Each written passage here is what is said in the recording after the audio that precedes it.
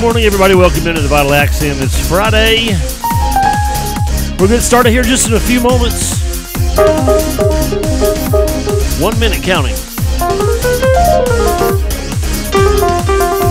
What's up, Christy and Tim? What's up, Janice? Hey, Elizabeth. Hey, Denise. Somebody else on Periscope I can't see.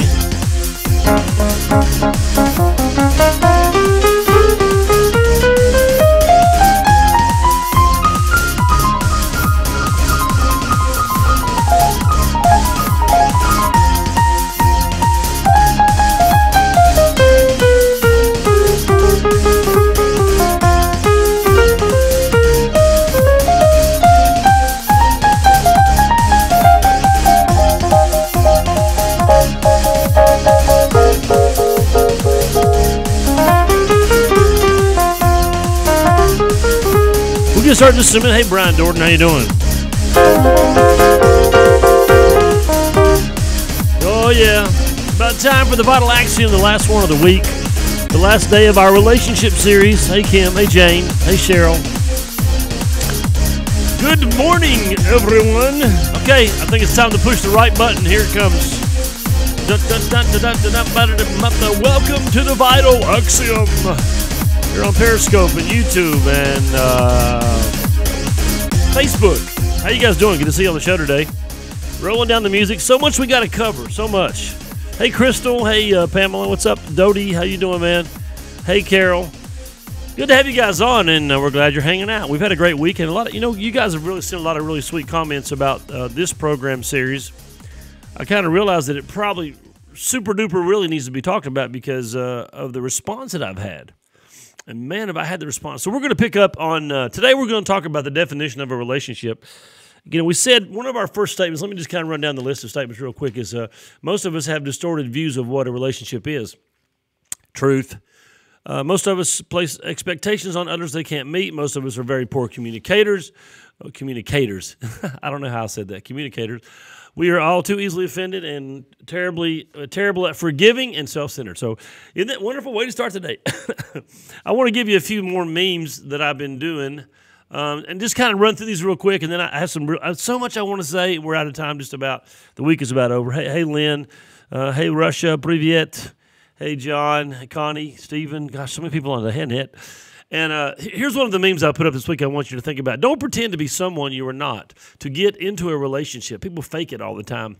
Unless, of course, you're prepared to be someone you're not for the entire duration of the relationship. And people do that all the time. They fake it because they want somebody to believe they're somebody they're not. And, of course, that's impossible. And then you end up being discovered that you were fibbing and lying. And, of course, it doesn't work because you can't fake your whole life. Here's another one. How about this? Here's another meme we put up. Hey, Josh. The greatest relationships are the ones Christ-centered in action, reaction. Action is one thing, reaction is another. Conversation, motivation, a sacrifice in love. I tell a lot of our premarital candidates, I talk a lot about conversation. We talk about setting boundaries. Certain things are just out. I mean, I have never shouted at my wife, never once. I'm not saying I'm great or anything. I've never called her a name. I never used any of those words that they get bleeped out on television.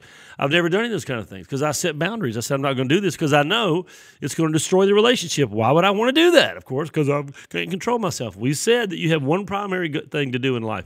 Control yourself. That's your main job. Get busy. Here's another one. This is very important. Never enter into a relationship with plans to change the other person. To change the other person. Not liking who they are is kind of the reason not to start the relationship. They say that women, and I don't mean this is just a generalized statement, women enter into a relationship saying, I'll change a man. Yeah, right now, he's an old deer hunting, he just likes that camouflage. I'm going to turn him into a GQ model. It's not going to happen, and you shouldn't even think about that. You should marry someone and love them for who they are, actually. And if you don't like who they are, why in the world would you enter in a relationship? Oh, I know, because they got money, or I don't know. What's the point? So that's a huge mistake. Last one, and then we'll talk a little bit about our stuff today.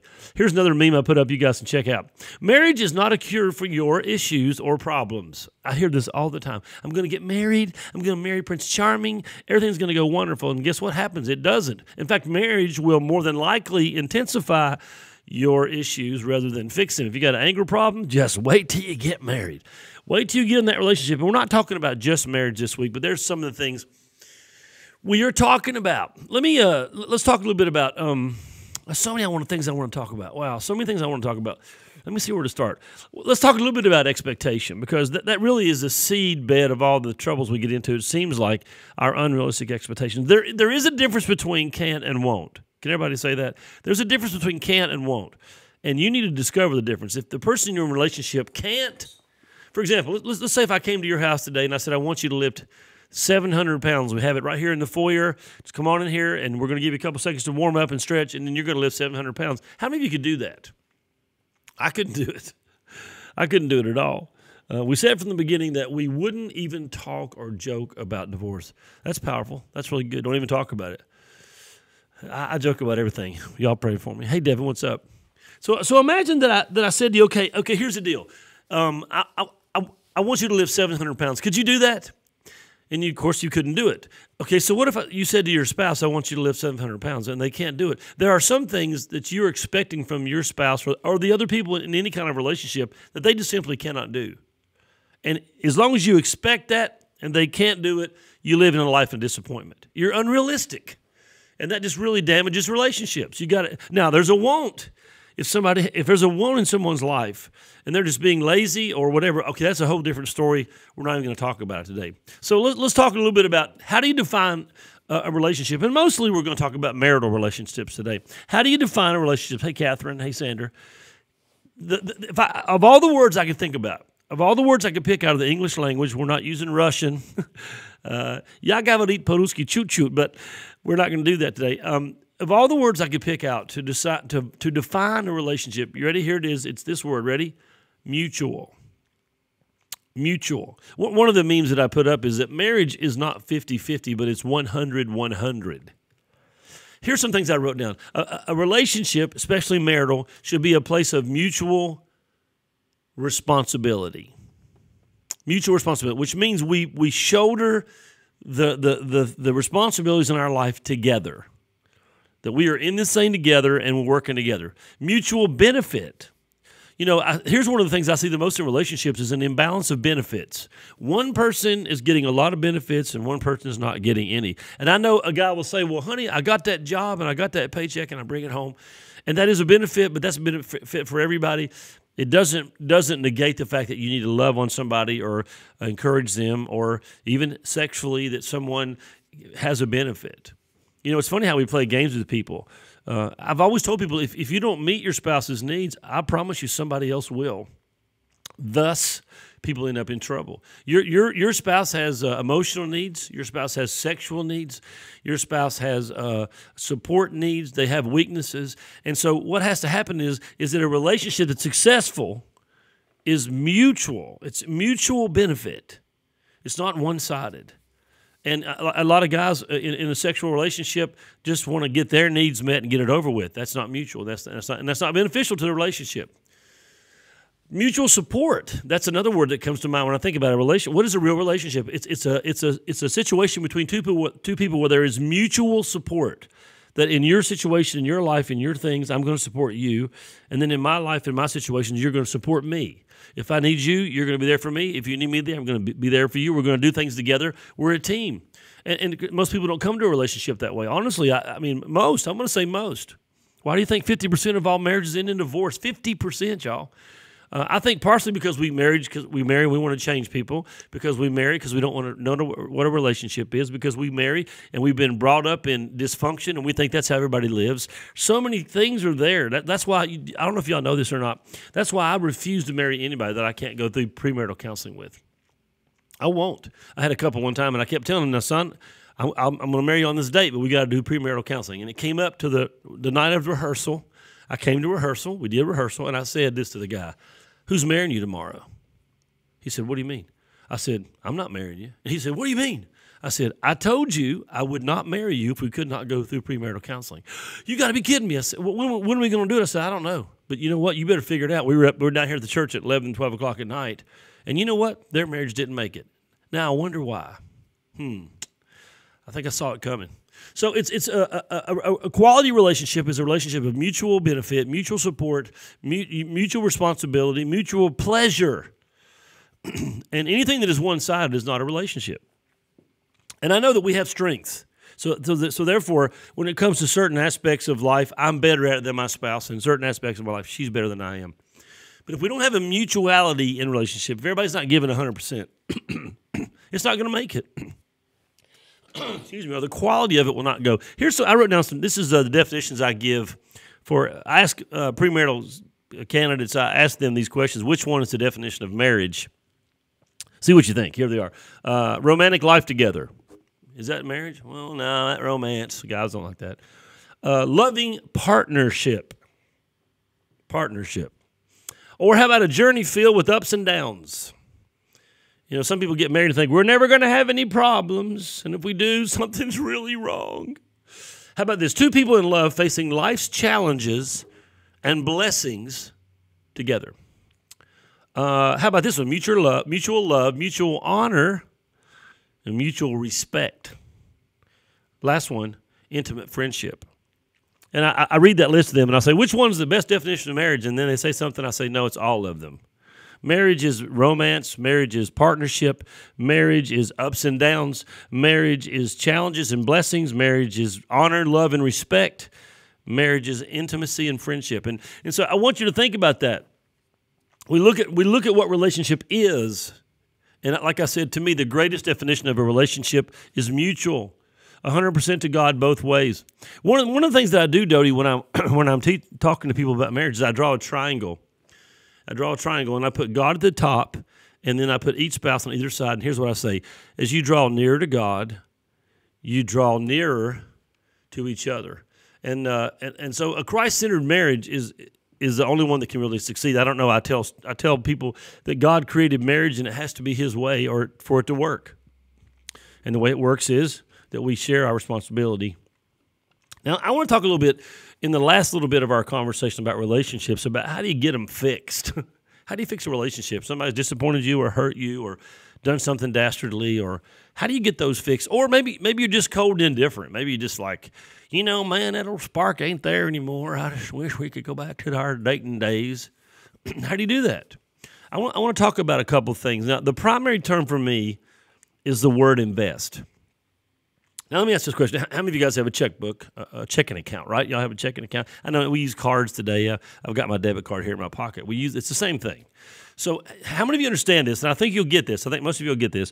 If you go out today and just start swiping that thing, you go get gas, go get food, you go to Walmart and get $100 worth of stuff you don't need, and you just keep swiping, but you never go to the bank and put any money in.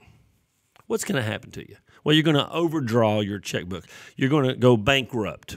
Well, here's what I see in relationships that I deal with, that the people draw on their relationship all the time and they never invest in it. For example, parents don't spend any quality time together. Husband and wives. We get married and we have kids, and then I remember a story of a family, and they got married, and I think they had a good marriage, and they had a kid, and everything went south. Is it the kid's fault? No. One of the things I teach in premarital counseling is protect your marriage from your children. Because your children can come in, they're not negative, I don't mean that, but your children can come in and consume you so much you forget about each other and you don't have a relationship anymore. Never had a relationship anymore. So what I say to them, here's what you do is you got to invest. Just like that bank account, you're always drawing, you got to keep putting money in. And the reason a lot of people's relationship goes stale or loses its fire is because they don't invest anymore. They don't date.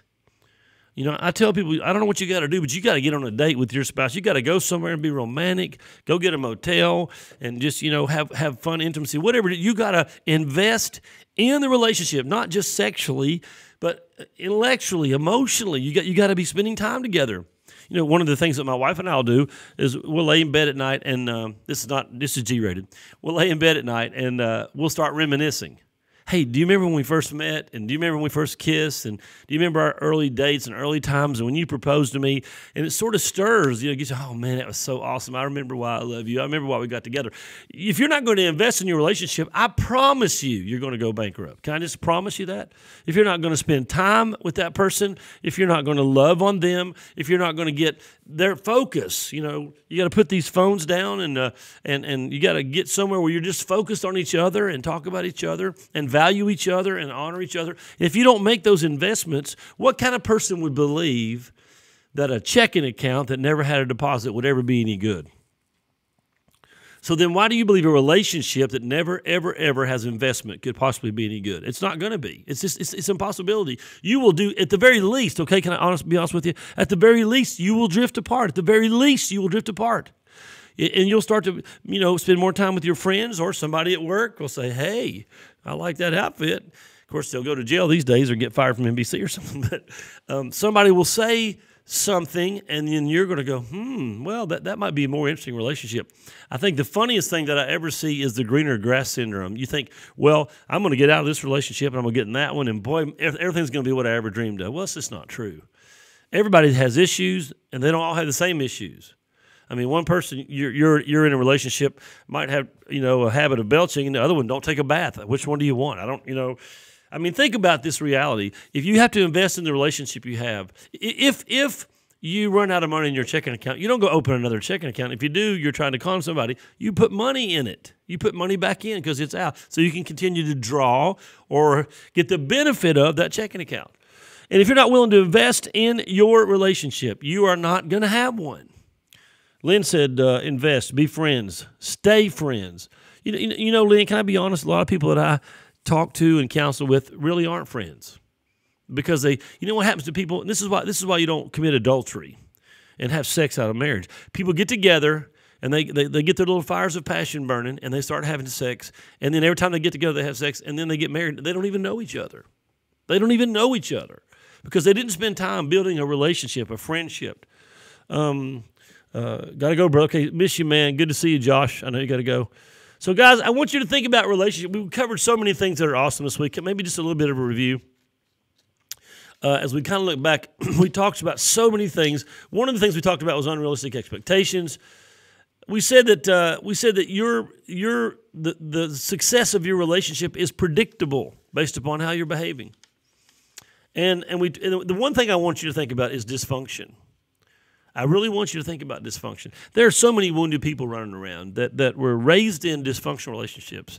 So many people running around that were just had terrible lives growing up, but the problem was that formed how they looked at life. Maybe I want you to think about this. Maybe you need to change the way you look at life.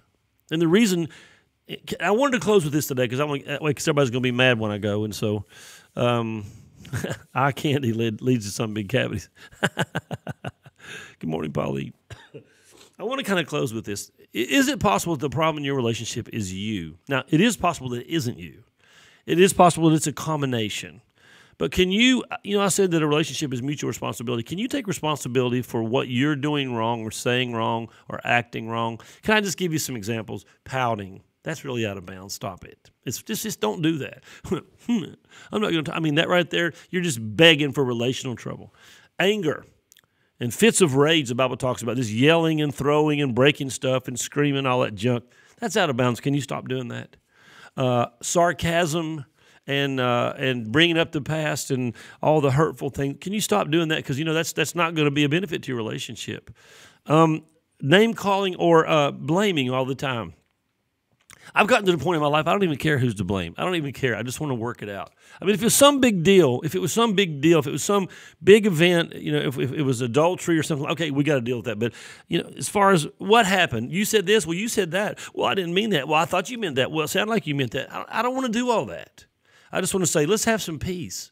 I'm sorry if I said it wrong. I really didn't mean that way. And then the other person should say, okay, that's cool. I'll give you that grace. I've said things I didn't mean, or they came out different, or I was misunderstood. We're terrible at good communication. We're terrible at it. So, but I want to ask you today to take responsibility for your part of the relationship. You say, but I'm doing everything right, and I'm doing everything, and the other person does nothing. That might be true, but it's probably not. All of us make mistakes in relationships. All of us fail. And the idea that you're infallible is ridiculous and completely detrimental to your relationship. So think about it today. And learn how to forgive. Last thing, learn how to forgive. Larry says that forgiven, forgotten forever, just as Christ does for us. But you know what? We don't want to be like Christ, do we, Larry? We want to use them as weapons. Remember what you did? I'm going to bring it back up and use it as a weapon. We can't do that. If all these things, if we're going to have a successful relationships. And that's the point, right? You didn't get in this relationship so it could fail. I want to have a really bad relationship. I want to pick this person. This is going to be horrible. Nobody does that. And if they do, they got real issues. Okay, guys, remember, you can't fix anybody and they can't fix you. The Lord can fix you and you can fix yourself. Go in there and love somebody, forgive them. Why don't you guys start investing today? Say, baby, let's go on a date. And they might go, I don't want to go on a date with you because y'all been fighting. Well, work it out. Buy them a present. Just start over. Start fresh. I've had fun this week. Responsibility. That's cool. I like that. Hey, Jim. Hey, Joyce. I've had fun this week. It's been fun. Thanks for all the hearts over on Periscope. You guys are thebomb.com. And thanks for hanging out and all your comments. You guys have said so many great things. Get to church somewhere this weekend and find a good church full of the Holy Spirit. Go in there and worship. Let the Word of God change your life. That's the real key to your relationship. Because when you start acting like Christ, you're gonna bless that other person so much, everything's gonna change. Love you guys. Have a great weekend. I think I'm out of here. I'm done for today. I'm finished. Adios, do svidanya, au revoir. See ya. Y'all be good.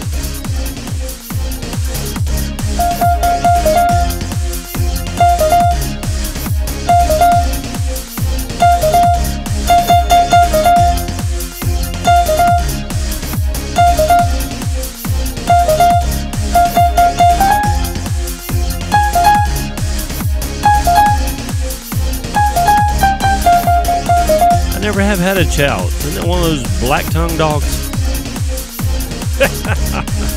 Chow, Dodie.